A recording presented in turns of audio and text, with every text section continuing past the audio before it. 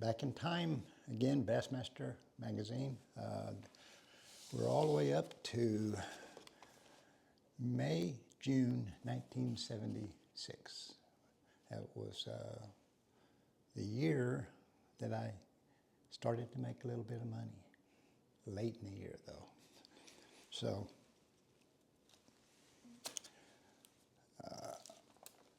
and here, this is an amazing shot of a young, semi-young, relatively speaking to nowadays, shot of me showing you the wrong way to drive a boat. Right.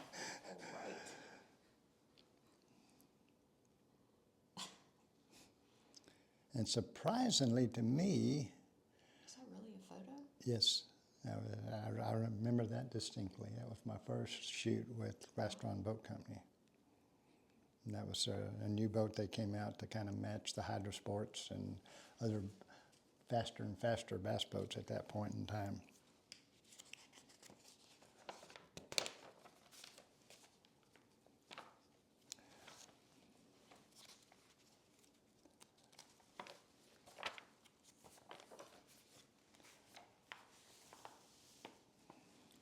This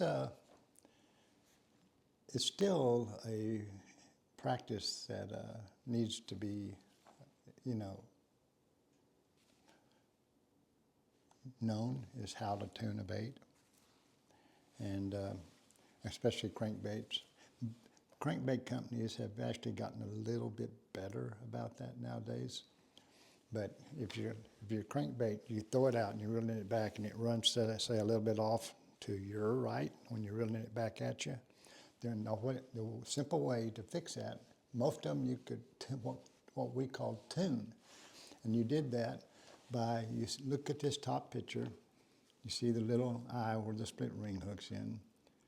Well, the easiest way to tune it was to take a pair of needle nose pliers, put on that eye, and bend just tiny bit the opposite way it was running that you didn't like. And that will straighten it up. The biggest mistake most people make doing it, they overdo it, and so then it starts running off the other way. Sometimes you can actually use your thumb, because even though you don't feel like you move it enough that it actually straightens up, and then it runs great. Nowadays, a lot of the companies have a system they test every bait beforehand, and most of them are tuned to run straight. Now, some people intentionally tune them off one way to actually get it to run off. Like they want to throw down the side of a dock here, and the dock's over on the left, and they want it to run under the poles, under the dock a little bit. So there's reasons to tune it to where it will actually run off one direction or the other. I didn't ever do that.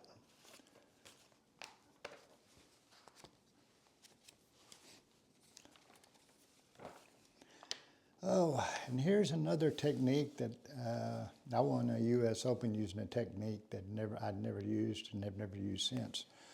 Manuel Spencer in the BASS tournament won a technique using a crappie jig tactic. It was so cold, and this was in Rodman Pool, and you can see all the vegetation that's on top. And he just took this little crappie jig with a long, like 7.5, 8 foot pole, similar to D. Thomas flipping, but he wasn't flipping. He'd just sit over and drop it down in the little holes in that matted vegetation. It was a real tough tournament, but that's the way he won it. And very few other people were even catching any fish. You fished that event, obviously. Yes, I did. And what did you do? We will look here in a second. I do not remember off the top of my head. Do you remember how you fished? Second day I fished like that. And I actually caught one or two doing that. That's all. Not what I thought you were going to say. Do I? That wasn't what I thought you were going to say. No, back then, when you're young, your mind's still somewhat, your cup's still somewhat empty. Okay. So I was open to, Florida was always tough on me back then anyway. So, I mean, my first Florida tournament in St. John's, I don't think I hardly caught a fish. And this may have been the second one, and it was at, St. John's, but we locked into Rodman Pool. This is a big gentleman named Jim McKay. He was from Mississippi. Quite a fellow. And this was one of our second tournaments this year. And that one was the first one with Manuel Spencer, and this is his second one. And I think I probably caught him here, but Jim won it up in, what is that creek? Because it was my favorite creek, and he won at Patricio, San Patricio Creek.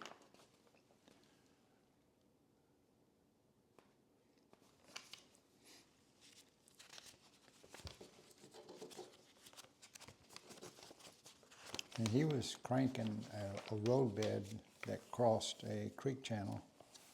And again, this is back early in the life of BASS, and this guy here is showing you how to use an inner tube fishing.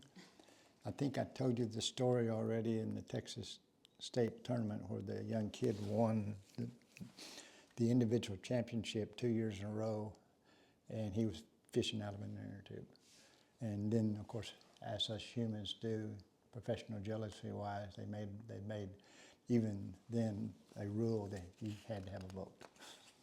Yeah, again, we're always trying to, do things and temper things, and it's not most fishermen are pretty good, but there's always those ones that reflect a little bit of jealousy when they think you have an advantage over them. This is something that most people do not know, I don't think. See this is called the outhouse is open. And this was Ray Scott's response to Johnny Morris's Bass Pro Shop. And I mean, I was there, and a lot of people don't, it was just a kind of a meeting, I don't know what I was around him. But Ray made the comment. See, Ray's hat on the outhouse there. But he made the comment, I'm going to put him out of business. And he started the outhouse to sell stuff, online through the catalogs like Johnny was doing. It didn't work. Obviously. Yeah. So I guess he still could sell them as a crapper, couldn't he?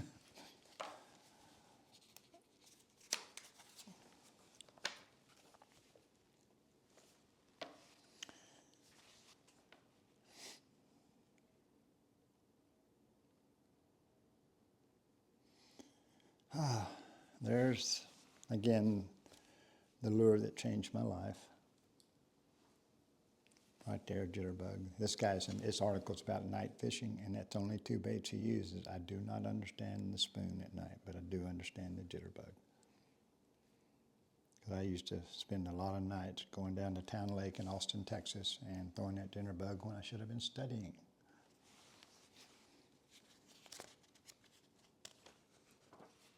Jitterbugs are still being made too. It's a neat bait. It's a fun bait at night, especially because there's 2 things you reel in, and it goes plop plop plop plop plop plop. You can hear it, you can't see it. Plop plop plop plop plop plop plop plop plop. And I'll just go whoosh, and you set the hook. The next thing you do, if you don't feel tension, you duck because it's dark and it's coming back at you.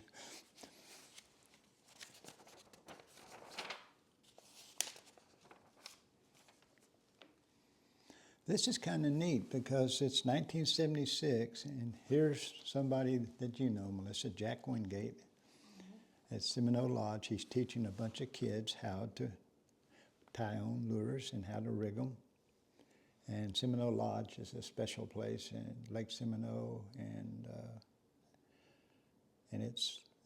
I miss him. He was a unique individual. That lake had a lot of artifacts in it. And he knew the area where there used to be an Indian village that's now inundated by the lake. You could wade it though, it wasn't too deep. But he also learned where their burial ground was. And he would go and wade out there and find artifacts, but he would never wade over the burial ground. But and he always told his guides and buddies that did this with him, stay away from the burial ground. But one of them, of course, didn't listen, and he went and waded, and they found a lot of it with their feet. And he stuck his foot inside this, I don't know what material it would have been then, inside a water jug that was made, a Native American water jug. This guy stuck his foot in it and pulled it up, and it was fully intact water jug. And the guy finally told Jack where he got it, and Jack said, "You better take it back and put it exactly where you found it." And the guy said, "Oh, no." Well, the bad luck started with that guy.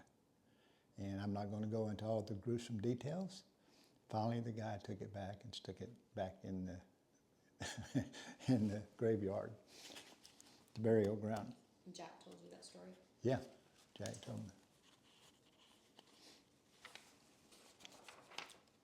Because you met him, and you were kind of arrowheads and crystals, and I think you might have even been there when he told us this story. He's kind of skinny in this picture. He was kind of big when I knew him. But it's one of those people that you didn't know real well, but just in a short amount of time, you're going to miss him when he's no longer there. Georgia's Lake Seminole Wingate Lodge. I always enjoyed that place.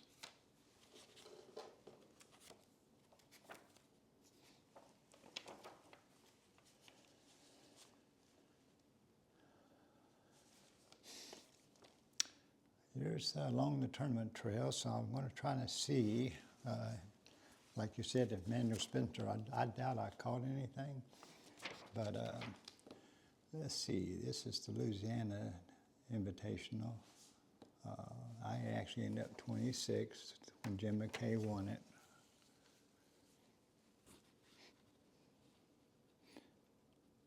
And in the point standings, I'm way down here. They only took 24 guys to the Classics, so I have some work to do.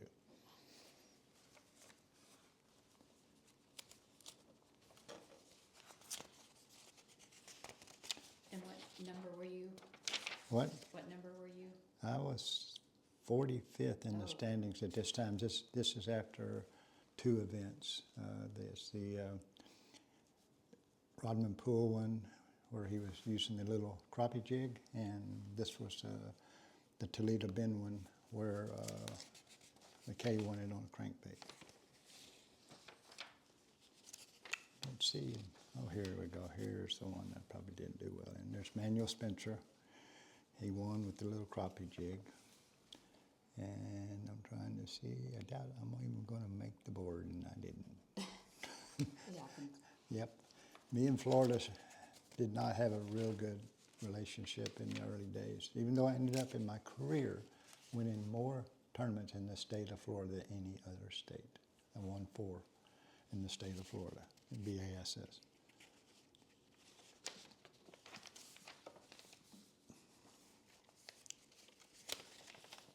Well, that is it for 1976, May and June.